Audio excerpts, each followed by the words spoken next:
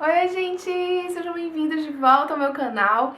Eu sou a Camila Vasconcelos e hoje eu tô aqui para abordar o tema que vocês clicaram nesse vídeo para ficar sabendo sobre alienação parental, como é que eu fui alvo de uma alienação parental e como é que eu aprendi a lidar com isso, né? Com esse fato que é tão triste e que na verdade é um crime, né, gente? E assim, é sobre isso que eu venho falar e eu quero abordar de uma forma bem prática, bem real mesmo de como é que isso acontece, por que que isso acontece, né? A maioria das pessoas que são alienantes, né, que exercem a alienação sobre as crianças, né, elas acabam fazendo isso de forma inocente, digamos assim.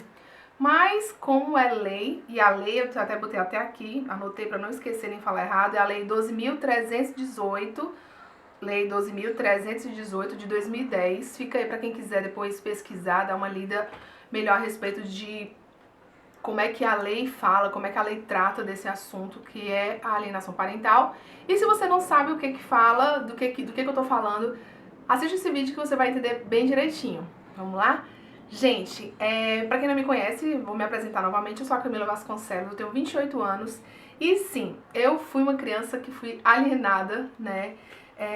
Meus pais se separaram quando eu tinha 8 anos e eu só fui descobrir que eu fui alvo de uma alienação parental agora, depois que eu entrei na faculdade de Direito, eu fui atrás de me conhecer melhor, me entender melhor. E Camila, o que é alienação? Gente, alienação nada mais é, e isso acontece em muitos lares do Brasil e do mundo inteiro. Quando o casamento chega ao fim, né, e esse fim desse casamento tem filhos envolvidos, e geralmente a guarda dos filhos fica com um dos cônjuges, né, um dos pais. E quando acontece a alienação acontece exatamente no momento em que nessa separação, essa guarda dada a um dos pais, ela acaba gerando nas crianças uma alienação, na verdade, direcionada. E assim, o que é isso? Eu vou citar o meu exemplo, que foi basicamente quando meus pais se separaram, a minha mãe ficou com a nossa guarda, é claro. Na verdade, do casamento dos meus pais, filhas só tem eu e a minha irmã mais nova, né? E aí foi um momento muito difícil, eles se separaram em circunstâncias bem complicadas, de muito ciúme, muita confusão, né? Foi um break mesmo, foi um lar que foi quebrado mesmo, né? Eu era muito pequena, mas eu tenho flashes de memória de como que isso se deu e de como foi muito traumatizante, né? E a alienação se deu pouco tempo depois na questão da pensão alimentícia. A minha mãe acabava expondo a gente para que a gente fosse cobrar o dinheiro que meu pai tinha que dar, e ela às vezes tipo fazia isso e colocava a gente numa situação em que a gente tinha que ir lá cobrar, ou então mandava a gente ligar: ó, pai, cadê o dinheiro, o senhor não pagou? E às vezes ele, sei lá por quê, não atendia a gente, ou dava uma desculpa esfarrapada, ou marcava de se encontrar com a gente no canto e não aparecia. E nesse primeiro momento, logo depois da separação, o que eu senti muito forte foi isso, da questão mesmo de a gente ficar exposto, a gente, eu digo, eu e minha irmã, exposto a essa situação de cobrança, né, a gente ter que estar cobrando ele desse dinheiro, porque minha mãe não queria nem conversa com ele, não queria ver, não queria falar. E aí ela mandava a gente fazer isso, né? Então, assim, eu me lembro de uma vez que ela tinha que trabalhar e eu tava no dia de cobrar o dinheiro, ele não tinha depositado o dinheiro, eu acho, e tal. E aí ela me mandou, me deixou no terminal. Ele trabalhava como, ele era motorista de ônibus na época. E ela me deixou lá no terminal e disse assim: olha, você fica esperando aqui que eu vou... Ô tia, tu pode fechar essa porta pra mim, por favor? Essa aqui, tia, essa aqui. Ai, desculpa, gente, é porque a porta abriu. Eu não queria sair daqui, que tá tudo armado esse cenário. Bom, e aí ela me deixou lá, ela disse: olha, você fica aqui, que é a próxima linha que vai passar do seu pai. E ela saía de perto, me deixava lá pra ela não falar com ele, ela não queria contato com ele, né? E aí ela fica aqui esperando que ele vai parar e você vai pedir o dinheiro. Aí eu, tá bom, né? Toda criança, gente, a gente manda fazer, aí o pobrezinho vai lá e faz, né? Aí eu lembro de ficar sentada lá naquele banco do terminal e olhando pra todos os ônibus que passavam. Eu não tinha muita noção de número de ônibus, nem de nada. E eu ficava lá olhando, Passava um ônibus, passava outro e nada, né? E, gente, passaram-se muitos ônibus, muitos minutos, e você sabe que pra criança cada minuto é muito tempo. E eu lembro de ter ficado lá mais ou menos 1 hora esperando. Até que eu cansei de esperar, levantei e saí no meio do terminal atrás da minha mãe. E, gente, eu não encontrei a minha mãe. E isso me deixou desesperada. Eu fiquei em pânico, assim, eu não conseguia, eu fiquei com crise de pânico, assim, meu Deus, eu tô abandonada aqui, não tem ninguém, eu fiquei horrorizada. E eu lembro que esse foi o primeiro marco de trauma que eu tive a respeito de ser abandonada. Eu nem tinha tido ainda a ideia do que era ser abandonada pelo meu pai, porque ainda estava muito recente a separação, né? Mas aí naquele momento eu me vi esperando pelo meu pai, que ele não apareceu, indo atrás da minha mãe, que ela também não estava lá, e isso foi desesperador. Passou o tempo e a minha mãe acabou desistindo de cobrar a pensão. Eu nunca recebi 1 centavo de pensão alimentícia do meu pai. A gente acabou não indo mais atrás, ela achou melhor não ir atrás, não cobrar isso. E assim, gente, depois disso, a alienação foi se intensificando no que diz respeito a... Minha mãe dizia que meu pai nunca gostou de trabalhar. E ela não falava isso, ela não me sentava assim numa cadeira e dizia, olha, seu pai... Não, ela falava assim, às vezes ela estava conversando com uma amiga dela. Ah, porque o fulano nunca gostou de trabalhar. Ah, porque ele nunca contribuiu com nada dentro de casa. Ah, ele era encostado. Ah, ele era muito ciumento. Ah, ele era muito ciumento. Ah, ele era muito ciumento. Não, o vídeo não deu problema. Isso ecoa na minha cabeça desde sempre. Ah, ele era muito ciumento. Às vezes eu me pergunto se o meu ciúme é muito dessa época, sabe? De ouvir muito ciumento, muito ciumento. É claro que tem a questão genética, né? Mas eu passei a minha vida toda, ou grande parte da minha vida, ouvindo que meu pai era muito ciumento. E eu sou ciumento e eu trabalho constantemente isso, porque isso me faz sofrer. E eu ouvia muito da minha mãe. Ah, ele era muito ciumento, ele era doente de ciúme. Essa coisa, sabe? Que foi ficando em mim e foi ecoando, né? E assim, gente, essa alienação, ela não partiu também só da minha mãe, né? No que minha mãe falava, as pessoas repetiam e chegavam pra mim e diziam, ah, você não vai ser igual ao seu pai, ah, você não pode ser assim, ah, você não vai ser assado, ah, o seu pai nunca mais lhe ligou. Eu lembro de na época, aí, tipo assim, tinha dia dos pais. Aí ela, não, vamos ligar pro seu pai, né? Aí botava pra ligar pro meu pai. E aí a gente ligava, ela me botava na linha e mandava eu ficar falando com as pessoas da empresa onde ele trabalhava na época. E eu nunca consegui falar com ele nem o dia dos pais, né? E assim, gente, essa alienação foi se dando e eu fui ouvindo muito falar mal do meu pai, que meu pai era uma pessoa assim, que meu pai era uma pessoa assado, que meu pai isso, que meu pai me abandonou, que papapá. E eu cresci ouvindo isso. E isso foi se calcificando na minha vida, no meu sentimental, no meu emocional de uma forma que quando eu comecei a namorar com o Gerardo, eu mentia a respeito de quem era o meu pai. Eu dizia que o meu pai era o pai da minha irmã mais velha, da Diana. Pra você ter noção de como eu fui alienada a tal ponto de não conseguir ter uma identidade, de criar uma identidade com a pessoa que era o meu genitor, sabe, assim. E gente, o quanto isso é errado, sabe? E agora eu vou voltar ao ponto da alienadora que foi minha mãe, né? É assim, o quanto ela fez por mal isso. Ou o quanto ela se deixou levar pela mágoa, pela situação de que ela foi deixada, ou sei lá, ou porque não deu certo, porque quando um relacionamento, vocês sabem, eu sei, e vocês sabem que quando um relacionamento não dá certo, todo mundo sofre, a mulher sofre, o homem sofre, e quando tem criança, acredite, a criança sofre muito mais.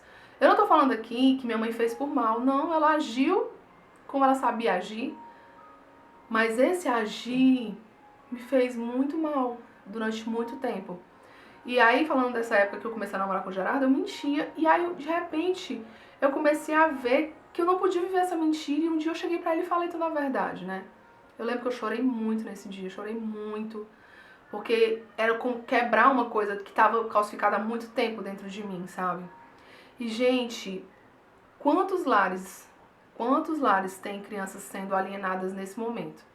Se você não conhece, eu tenho certeza que a sua mãe deve conhecer, a sua prima, a sua tia. Se você foi alienada. E o quão é importante saber o nosso papel como mães, como irmãs, como primas, como tias. E alertar, sabe? Porque às vezes o alienador pode ser uma avó que tá ali morando junto com o neto e acaba falando mal do pai pro neto.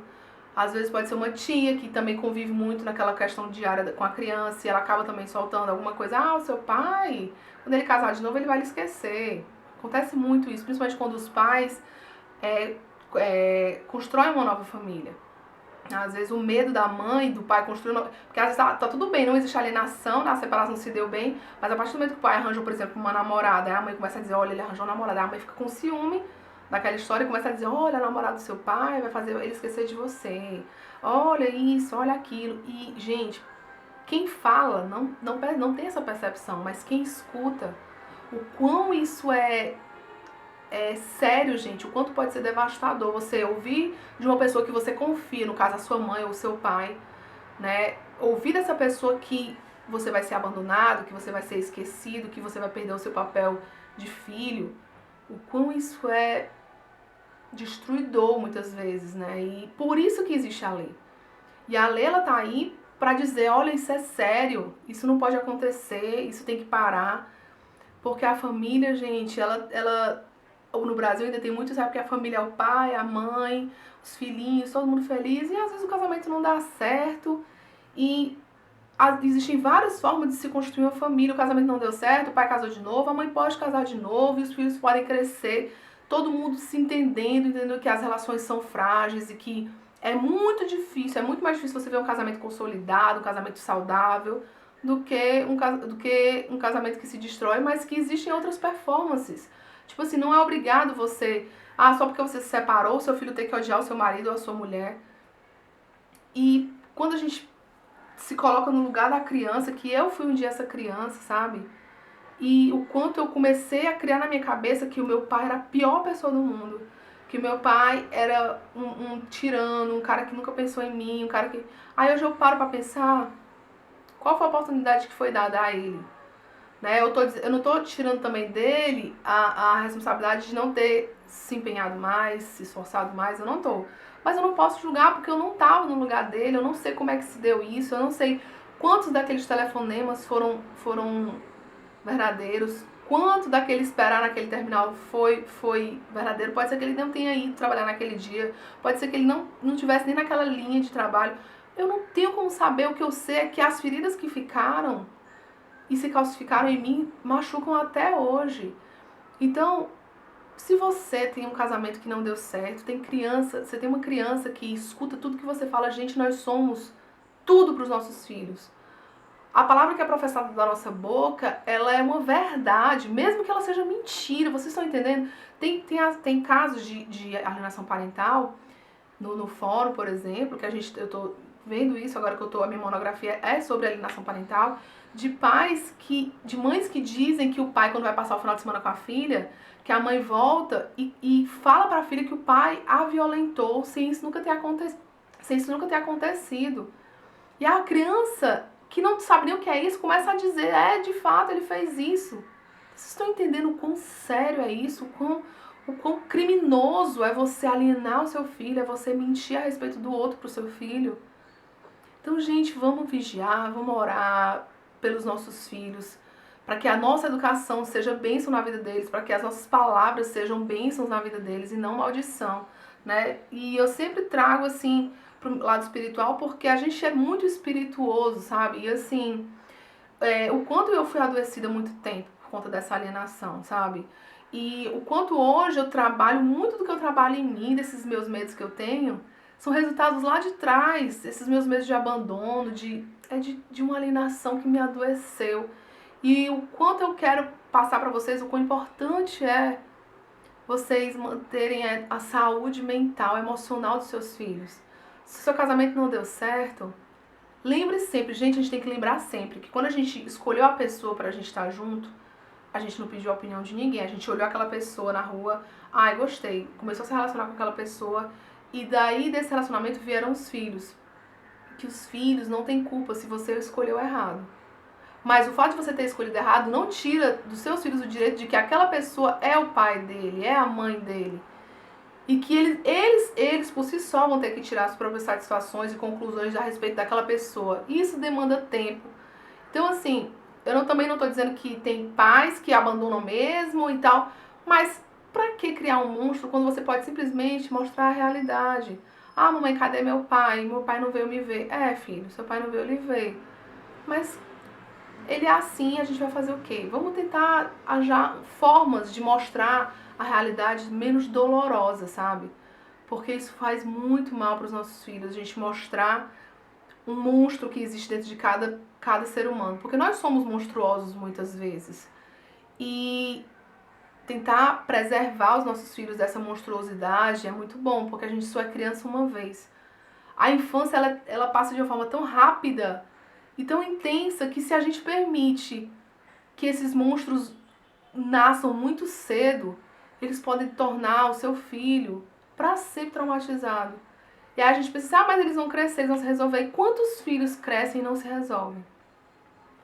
Quantos filhos crescem e para sempre vão nos dar dor de cabeça, preocupação, porque não foram estimulados de uma maneira correta na infância, não foram inspirados de maneira correta no início da sua vida. Gente, a nossa estrutura psicológica ela é formada lá no início, na hora que a gente nasce, até os nossos 6, 7 anos. É muito importante que a gente saiba falar e fazer coisas que inspirem nossos filhos. E que a alienação parental, gente, é uma coisa que a gente acha, é uma coisa que só passa na televisão e o pessoal faz Bienal do Livro lançando livro sobre alienação parental. Não, gente. Alienação parental às vezes está numa palavra que a gente fala. Um exemplo muito claro disso é o meu sobrinho Henrique, né? O pai dele agora vai ter um bebê com a nova esposa. E ele tá naquela vibe bem assim, eu fui rei durante 7 anos e agora vem um irmão, né? E o quanto nós estamos sendo cuidadosos nesse momento de dizer assim, Henrique, você vai ser o irmão mais velho do Hugo. Você vai poder ensinar a ele tanta coisa, o quão importante você vai ser para a vida do seu irmão. E vocês entendem o quão a gente podia dizer, ai, vai competir com você, vai roubar seus brinquedos. A gente podia ser uma maldição, a gente está sendo bênção, a gente está dizendo que ele é importante, que ele vai ter um irmão para ensinar coisas, que ele vai ser especial para esse irmão dele que está vindo, que ele vai ser muito amado, e que ele vai ser amado por esse irmão, que esse irmão vai amar muito ele. Então vocês percebem, gente, como às vezes a gente pode ser um alienador sem perceber? Ou como às vezes a gente pode ser uma bênção para a vida dos nossos filhos, dos nossos sobrinhos, dos nossos, sei lá, afilhados. A gente pode ser bênção, então sejamos bênção na vida dessas crianças. Porque isso aí vai repercutir pro resto da vida deles, tá bom?